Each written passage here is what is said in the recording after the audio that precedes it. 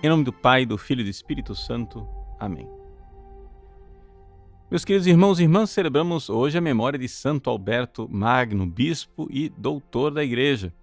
Santo Alberto foi um grande doutor e teve a glória de ser o mestre de Santo Tomás de Aquino, outro doutor da Igreja.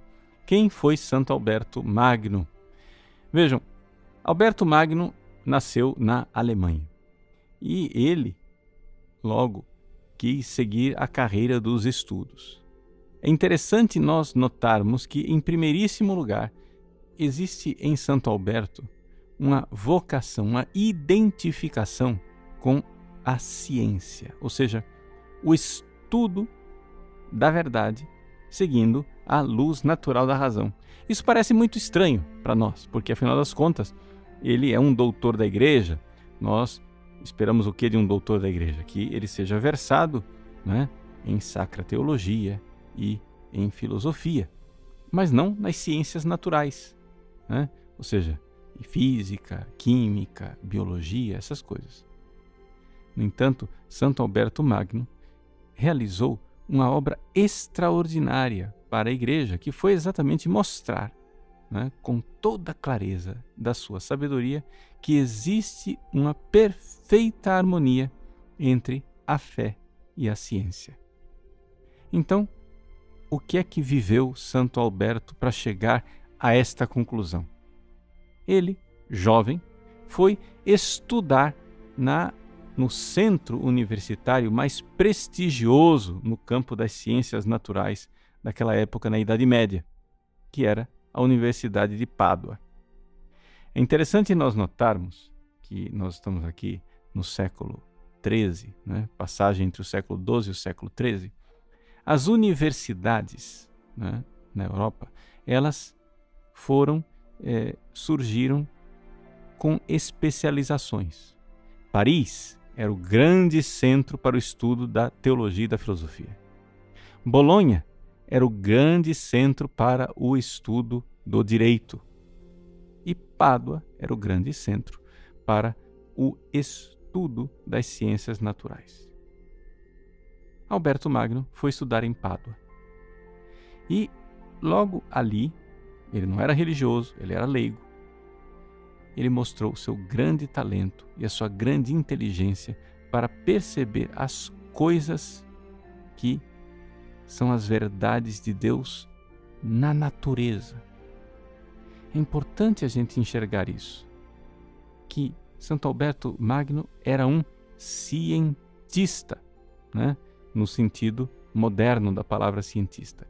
Ele se dedicava às ciências naturais, física, química, biologia, todas essas coisas. E via neste estudo algo de extraordinário que o aproximava de Deus.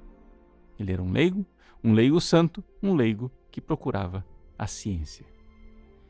Acontece que ele começou a sentir um chamado para a vida religiosa, para se dedicar a Deus, para ser frade dominicano, mendicante.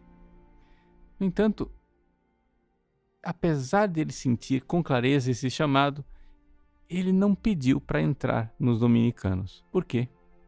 Porque ele achava que, de alguma forma, aquilo poderia atrapalhar o seu estudo das coisas científicas. Foi então que um dia, rezando diante de uma imagem de Nossa Senhora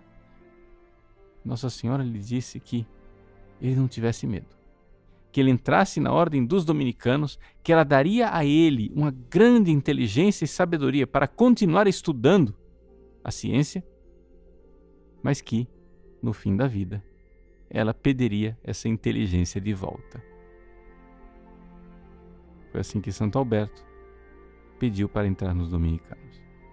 E nos dominicanos, ele então continuou o seu estudo científico, e não somente das ciências naturais, mas agora então começou a se dedicar também ao estudo da filosofia e da teologia.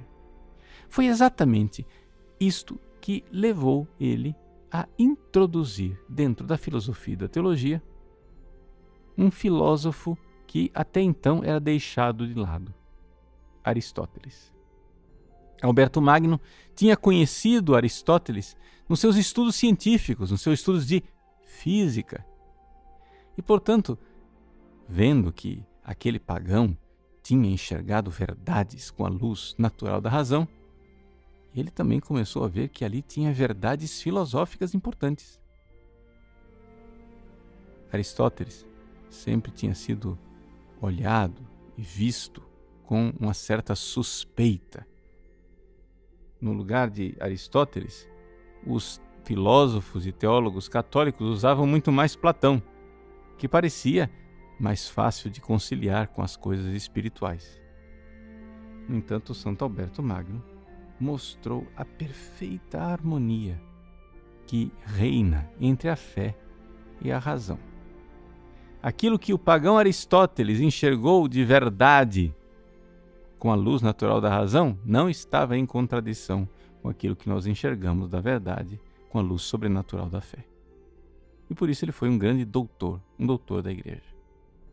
Foi exatamente esta percepção e essa sensibilidade para a verdade em qualquer âmbito, no âmbito das ciências naturais, no âmbito da filosofia ou no âmbito da teologia, que Santo Alberto Magno conseguiu transmitir para o seu discípulo, Santo Tomás de Aquino. O discípulo tornou-se maior do que o mestre. E se nós hoje temos Santo Tomás de Aquino, devemos exatamente a esta percepção, esta intuição grandiosa de Santo Alberto Magno. Santo Alberto Magno é, portanto, um doutor da Igreja bom, próprio para esses nossos tempos modernos.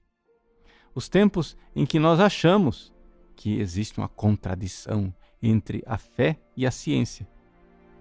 Nós, católicos, verdadeiramente católicos, sabemos que não existe essa contradição.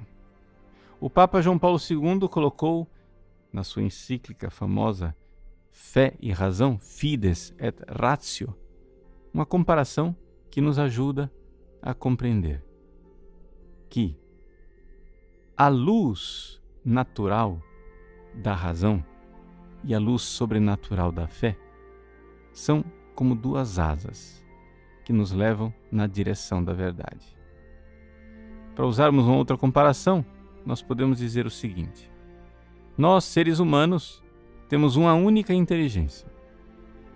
Essa única inteligência que nós temos, ela pode ser iluminada por dois tipos de luzes diferentes. Uma luz natural, que é a luz natural da razão, que Santo Alberto Magno estudou nas ciências da natureza, na filosofia. Mas também existe uma outra luz, a luz sobrenatural da fé, que Santo Alberto Magno experimentou na sua vida mística, na sua vida de reflexão teológica, na sua vida de doutor da verdade cristã. Vejam, é uma só inteligência, duas luzes. Elas não entram em contradição, porque é simplesmente uma forma de iluminar de um jeito diferente a verdade que está lá diante dos nossos olhos. A fé e a razão, a ciência e a teologia, o dogma e as conclusões, né, do conhecimento natural. Pois bem, essa é a grande lição de Santo Alberto Magno para nós. Depois, ele, já com idade, começou a sentir que fraquejava a sua inteligência. Era Nossa Senhora que tinha vindo buscar de volta a inteligência que ele tinha recebido, de tal forma que aquele homem tão sábio viveu a sua velhice um período pequeno, mas um período considerável de uma certa demência. Um dia foram visitar Santo Alberto Magno e lhe bateram à porta e disseram que queriam falar com o Frei Alberto. Santo Alberto Magno, de lá de dentro, respondeu: "Não está aqui." Alberto foi embora.